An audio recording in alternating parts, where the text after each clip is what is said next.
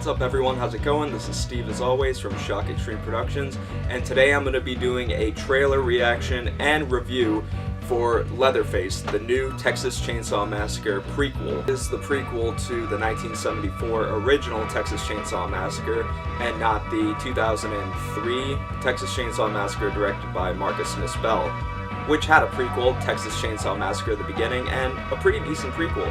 This is a film I've been waiting to see for a really long time. I knew they were talking about doing a prequel to Leatherface in his teen years, and I knew Lionsgate was going to be doing it, and I knew that Lionsgate had signed a contract where they could make as many as 7 Texas Chainsaw films until a certain year. I've got a lot to say about this one because of one being Texas Chainsaw Massacre, my favorite horror franchise of all time, as well as the distribution deal that they have with DirecTV. I know a little bit about the deal with Lionsgate and DirecTV, but if you want to know more, check out my buddy DOUBLESHOTJ'S video. He did a really great job talking about it. I'll leave the link in the description below. But let's talk about my thoughts on Leatherface. I've been waiting for a trailer for this film for a long time.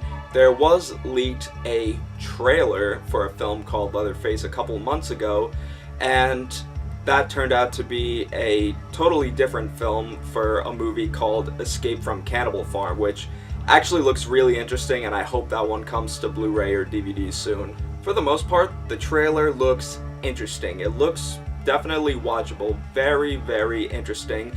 I really like how they don't give a lot away. I know on Wikipedia, Dread Central, Rue Morgue, a lot of forums and websites out there, they have given a little bit of a plot to what the film will be about. If you want to learn about that, go look it up for yourself. I'm really not going to give any spoilers away. After watching the trailer, I don't know if I'm going to be criticized for saying this, but it really reminded me of Rob Zombie's Halloween. The reason it reminded me of it, and hopefully this will save my skin by saying it, but the character, now called Jackson Sawyer, it honestly blows my mind how many times they're going to change Leatherface's name. In the original and the sequel, Texas Chainsaw 2, it was Bubba Sawyer and Leatherface. In Texas Chainsaw 3, they just referred to him as Junior. Texas Chainsaw 4, they referred to him as just Leatherface. The remake and the prequel changed it completely by giving him the name Thomas Hewitt. Now in Leatherface, they're going to be calling him Jackson Sawyer, and that kind of disappoints me because if they want to make it a true prequel to the original 1974 film, call him Bubba Sawyer or just refer to him as Leatherface. Why change the name so many times? Anyway, back to the topic at hand. It looks like Rob Zombie's Halloween, being not just because he's a child, but him dealing with the weapon, the chainsaw, for the first time, and him putting on the mask for the first time really reminded me of the trailer, at least, for Rob Zombie's Halloween. Judging from the trailer, this film looks like more of an action film as opposed to a horror film. I know reading from other articles, he's supposed to be teamed up with other psychopaths and other criminals, so it's kind of like Leatherface meets the horror version of the Justice League. Not known killers like Michael Myers or Freddy Krueger or anybody like that, but original characters, so in a way, it seems like a decent horror matchup. This film will also be focusing on Sheriff Hartman as well as his lynch mob from Texas Chainsaw 3D. Should that be in the film? I don't know. You know, it wasn't really relevant in the original, but then again, Texas Chainsaw 3D followed just hours after the original film ended, so yeah, it could work for the most part. I'm not too disappointed with them including Hartman and the lynch mob once again, because in all of the Texas Chainsaw Massacre films, whether they be true to the original or their own thing, for the most part, Leatherface wasn't the real antagonist, if you ask me. In the original, you had the hitchhiker and the cook. The sequel, you had the cook and, of course, Chop Top.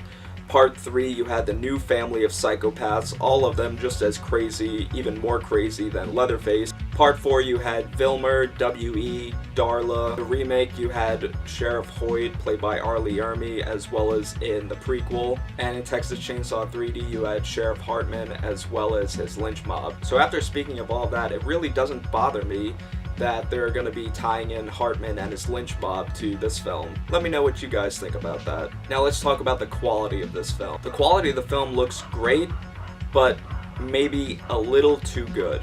In my own opinion, parts 1, 2, 3, and even part 4 did a great job of making the film look grainy, rustic, and old-fashioned. It seems like they polished it a little too much. Am I disappointed by it? Not really, but I wish it would have stuck to the old gritty and grainy style of the original films.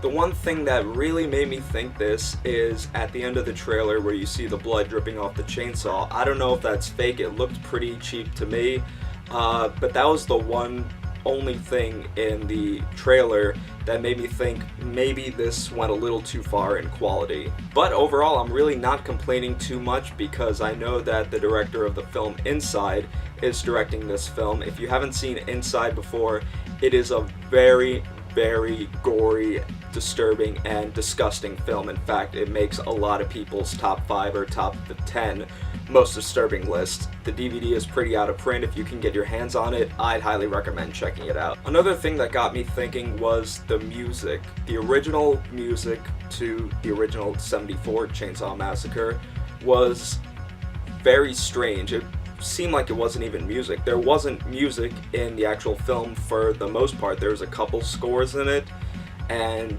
that being, you know, just some weird sound effects that made it sound like music.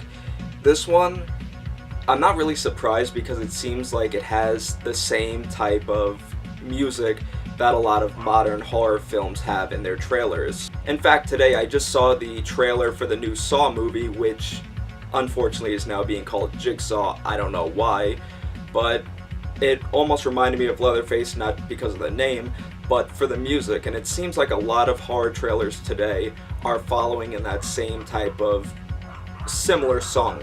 Distribution, I know that Lionsgate had this film sitting on the shelf for a long time, and then they signed the deal with DirecTV, so now it'll be direct to VOD. I know it'll be playing in select theaters, and I'm sure Blu-ray and DVD along the line.